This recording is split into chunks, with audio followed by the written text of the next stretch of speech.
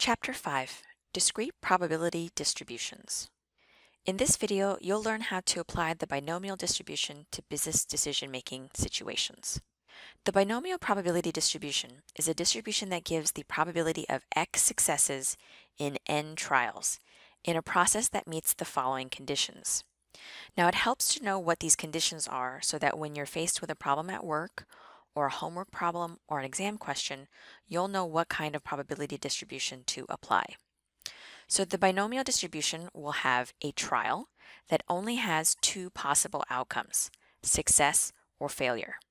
If you recall in the previous video, when we talked about discrete random variables, two possible outcomes could be buying a product or not buying a product, winning a game or not winning a game. It doesn't necessarily mean a positive or negative thing. So you want to be careful in how you assign what is a success and what is a failure. A helpful rule of thumb to remember is that the success is the probability of something that you're looking for, and the failure is the complement of it. The second condition is that there is a fixed number, or N, of identical trials. The trials are independent of each other, and recall that independent events mean that they don't affect or influence one another. In addition, the process of your experiments must be consistent in the way you generate failures and successes. Successes are denoted by the letter P and remain constant from trial to trial. Then 1 minus P, which is our complement rule, is Q, and that's the probability of a failure. So here we're just making sure that we understand how to denote a success by the letter P and to denote a failure, which is the letter Q. Some examples of when to use the binomial distribution would be when a manufacturing company who's inspecting products and classifies them as either defective or acceptable. In this case, our success would be the defective parts because that's what we're looking for, and our failure would be the acceptable parts. So as you can see, success and failure do not mean negative or positive things, but rather it's what you are focused on looking for. Another example would be a firm bidding on a contract and whether they will win the contract or not. In this case, winning the contract is my success and not winning the contract is my failure. Another example would be a marketing research firm that sends out a survey to potential customers and asks them if they will buy or not buy a product. In this case, yes, I will buy is my success and no, I will not buy is my failure. Now I want to briefly touch on the counting rule because it's going to help us work with binomial probability distributions. The counting rule for combinations is a method for counting the number of ways that our binomial events can occur. You'll see this when we work specifically with the binomial distribution formula. N is our number of trials that we have, and you'll see it appear in the mathematical statement here. And X is the random variable of interest that we're trying to find out. Note that the order of events does not matter. Using the counting rule for combinations makes it easier for us to determine how many options there are as opposed to listing out every possible combination of an event, like when we had to do in Chapter 4 with sample spaces. Recall the ice cream example? In our counting rule, the exclamation mark refers to factorial. This is where we will multiply whatever number is shown next to that factorial symbol. So for instance, if this said 5 factorial or 5 exclamation mark, that means 5 times 4 times 3 times 2 times 1. The definition is stated right here. Most calculators have a factorial button on there, so you might want to take a look at your calculator to see where you can find it. So let's actually see what the binomial formula looks like. So P of X, recall that means that's the probability of X successes in our set of trials. So here's the formula where N is the number of trials, or our sample size, divided by our X factorial, which is the number of successes in our sample. So say we are interested in finding 3 successes. So we'd put a 3 in here, it'll be factorial. And then we will multiply that by N minus X factorial. Essentially, this is the number of failures. Then we'll multiply it by P, which is our probability of success, raised to the power of X, which again was the number of successes we're having. So probability of success raised to the number of successes we have. Q is our probability of a failure, or the complement of 1 minus P. So our probability of failure raised to how many times we have failures. And to find that, we take n, our sample, minus x, which is the number of successes. Let's look at an example. Here we have 35% of the population supporting a new regulation. If a random sample of 10 voters is polled, what is the probability that exactly 3 of them support the proposition? Now we know this is binomial distribution because there's only 2 options. The voters are either for the new regulation or against the new regulation. And in this case, what we're interested in is that exactly 3 of them support the proposition. So our success here is support of the new law. So when we write it out, we are looking for the probability that exactly 3 support this new law. Our sample size, which is given to us, is 10 voters. So n equals 10. And the probability of success, in this case, the probability of support is 35%. So you'll take this 35% here and change it into a decimal format to represent P. Now, our formula has a lot more letters going on in it, but all you need is these 3 basic pieces and you can figure out the rest. So let's plug in what we know. So our n equals 10. I'm going to plug my n right here. My x that I'm interested in is 3, so that goes here. Our n minus x, which is 10 minus 3. Our probability of success was 0.35, so I plug that in where my p is. The x that is the exponent to my p is 3, because that's the 3 supporters of the proposition. Q is my complement of my success or my failure. So that's 1 minus p, or 1 minus 0.35. And that's how we get 0.65 for our Q. I plug in my n of 10, and I plug in my x of 3. And so that's how we put all of our numbers into the formula. Next, we want to use our calculator and simplify, and I like to simplify in pieces because not every calculator can easily put everything in the correct order of operations. So I want to work with my parentheses first.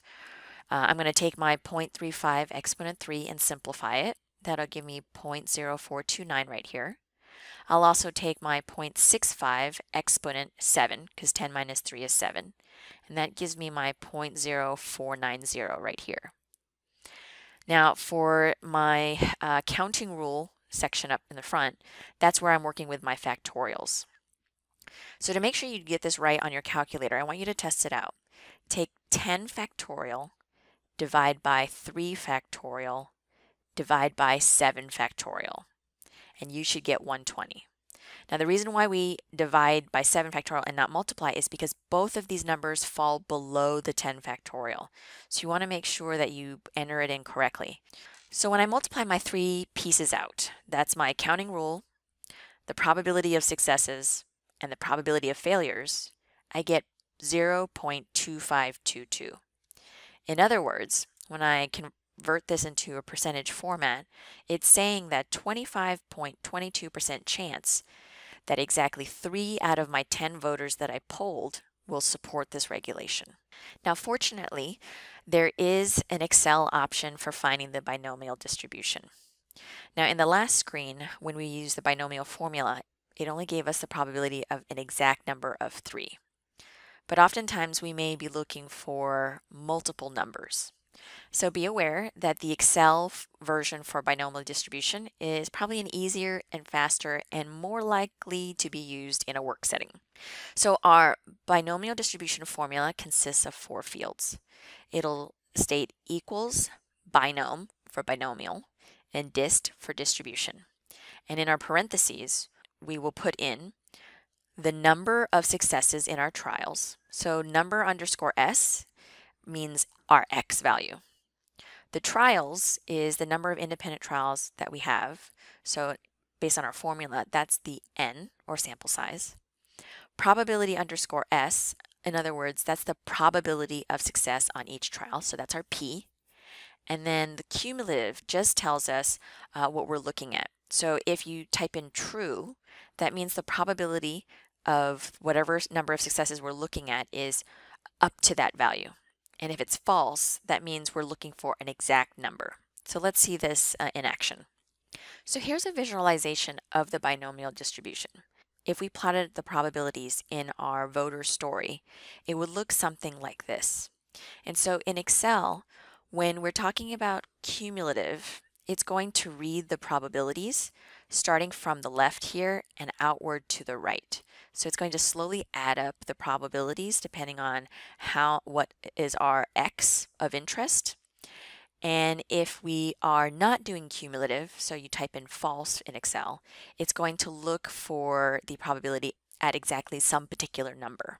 So just be aware that's how Excel works. So this is our same story. We're looking for the probability that exactly 3 will support the proposition. So what we have to do is when we read our story and it says exactly 3, we want to convert that into a math statement. So the probability that x equals 3. So when you go to the Formulas tab and you click Insert Function, so I'm actually going to switch over real quick.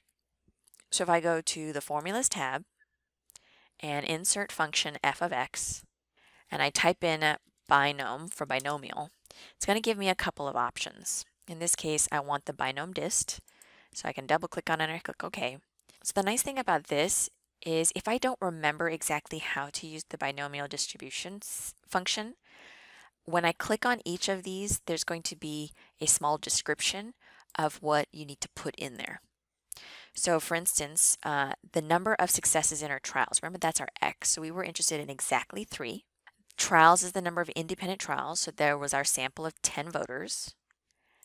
And the probability of success, so we were told that there's a 35% probability, so I'm going to type in 0.35. Since we're looking for an exact number, we will type in false. And when I hit OK, the probability of exactly 3 voters supporting our new regulation is 0.2522, which was the same as if we'd used that formula. So you have the option of using the formula builder, but you can also just type, if you remember how it works, equals binom.dist and enter your numbers. And in Excel, when you type in the function into a cell, it will guide you and remind you you want to enter your X and your N and your P and whether or not it's cumulative. I have a separate video if you want to learn it that way that you can watch as well. So right there in our menu, you can see the answer populated based on the information we entered for the binomial distribution. Let's go ahead and look at another scenario. Same story, but this time we're looking for 3 or fewer voters will support this proposition. So I have to change my 3 or fewer into a probability statement. So it'll say P, the probability that X is less than or equal to 3. Note that when you're reading the story, it can be written in a number of ways in words. You could say 3 or less than 4. Whatever it states, you have to be able to convert it into a math statement like this to help you organize your thinking when we're using Excel. So here, the probability that X is less than or equal to 3.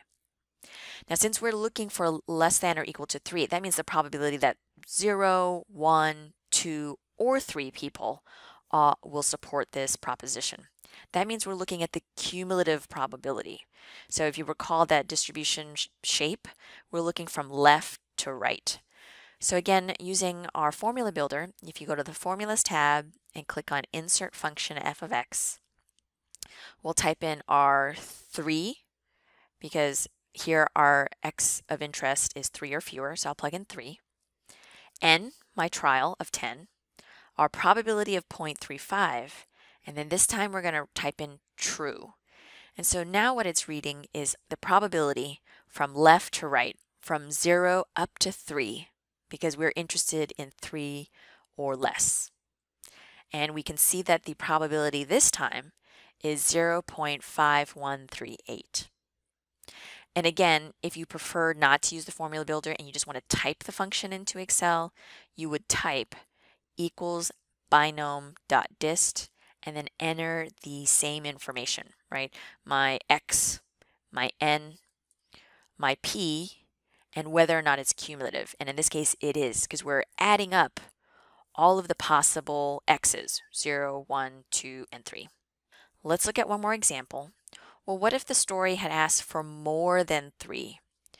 Because the binomial distribution function is cumulative, it provides the probability up to a particular number of successes. So in order to calculate the probability of achieving at least some number, we can still use our binomial distribution formula builder, but we also have to apply the complement rule. Because more than 3, when we write it as a probability statement, that means the probability that x is greater or equal to 4. Because what's more than 3? 4, 5, 6, 7, 8, 9, and 10. And remember again in your story, the way it's stated might vary. It might say at least 4, which means 4 or more. And so you'll still use the true for cumulative probability, but you also need to apply the complement rule.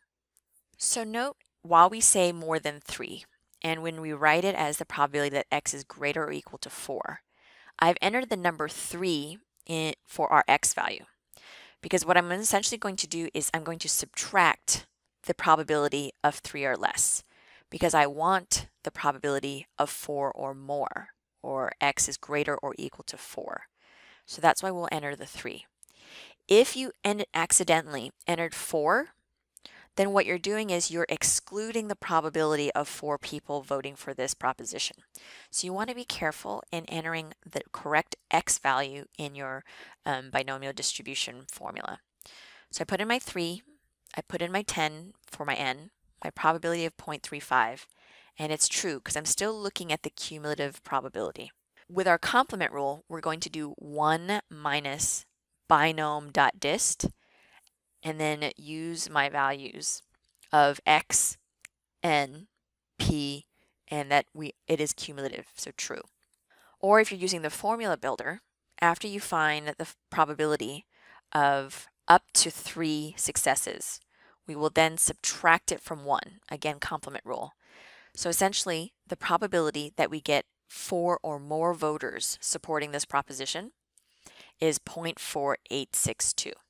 I also have a separate video showing how to do this in Excel. So if you need to see it again in action, you can watch me demonstrate it. So let's go ahead and practice problem 30. A random variable follows a binomial distribution with a probability of success of 0.45. For a sample size of 11, find the probability of exactly 1 success. Let's make sure we find all of our variables that we need for our setup. So our n, our sample size, or our number of trials, is 11. Our p is our probability of success. So that's 0.45. To make sure we understand how the complement rule works, q, which is our probability of failure, is going to be 1 minus 0.45. So that's 0.55. So for exactly 1 success, that means that our event of interest is the probability that x equals 1. On our worksheets, write down all the pieces so we can get practice on what goes into it before we try it out in Excel. So for our x value, I would plug in 1. For our n, that's 11. For our p, that's 0.45. And then since we're looking for an exact value, that means it's not cumulative. We're not adding up the numbers up to a particular value of x. We are looking for exactly x. So when I go ahead and plug that into Excel, you should get 0.0125. Let's look at part B. Well, what if we ask for 4 or fewer successes? Therefore, our event of interest states that the probability that x is less than or equal to 4. So what does that mean? That means the probability that it's 0, 1, 2, 3, or 4. So there's multiple x's that we are looking at, and this means it's going to be a cumulative process. So using our setup, so we can organize all of our variables before we enter it into Excel. So our x value, because we know that our binomial distribution includes this number when we enter it, will be 4. The n, still 11, and our p is still 0.45. Since it's cumulative, meaning I want all the probabilities between 0, 1, 2, 3, and 4, I will type in true. And then Excel should give you 0.3971. Part C, at least 8 successes. So it's helpful to try to imagine, what does at least 8 mean? That means we're interested in the probability that x is greater or equal to 8. That means it includes 8. So that'd be 8, 9, 10, and 11. So again, my setup, when I plug in, note that with we're looking at some number or greater, we're taking the complement of what we don't want. So I don't want 7 or less because I want 8 or more. So that's why I'm going to set up 1 minus the probability that x is less than or equal to 7. So we'll take my 1 minus binom dist, and then let's plug in our values. So we're going to take 7, because I don't want the value of 7 or less. There's my n of 11, my probability of 0.45, and it's cumulative, because I'm going to try to get rid of all the probabilities related from 0 to 7, because I only want the probabilities of 8 or more. So when I type all of this into Excel, I would get 1 minus 0.9390, or 0.0610. Now let's talk about the mean and standard deviation for a binomial distribution. The expected value, or mean, in our binomial distribution is simply n times p.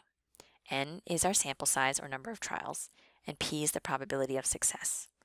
The standard deviation is n times p times q and square root the whole thing. So we're going to take our sample size multiplied by the probability of success times the probability of failure and square root it. So in our example on your worksheet, problem 39, Walmart has tracked customers who visit its website and determined that 37% will make a purchase from the website within 6 months of their first visit. 8 people who visit the website are selected at random as a sample. Determine the expected number in the sample who will make a purchase within 6 months. So here are our formulas. We just want to plug in the right values into the right place. So my n of 8 people, I'm going to plug in my n, and my 37%, that's my probability of success, is my 0.37, and I multiply the two of them to get 2.96. So that's our expected number, or the mean, in our sample. For part B, to calculate the standard deviation of who will make a purchase, I'm going to plug in my n and my p, and to get my q, that's our complement rule. Because if I know the percentage of successes, in this case, people who buy from the website, I also know the percentage of people who don't buy from the website. So I'll take 8, that's my n, times 0.37, that's my p, or my probability of success, and 0.63, which was taken by doing 1 minus our 37%. I'll multiply that out and then square root all of that to get a standard deviation of 1.3656. So if you have any questions, just let me know.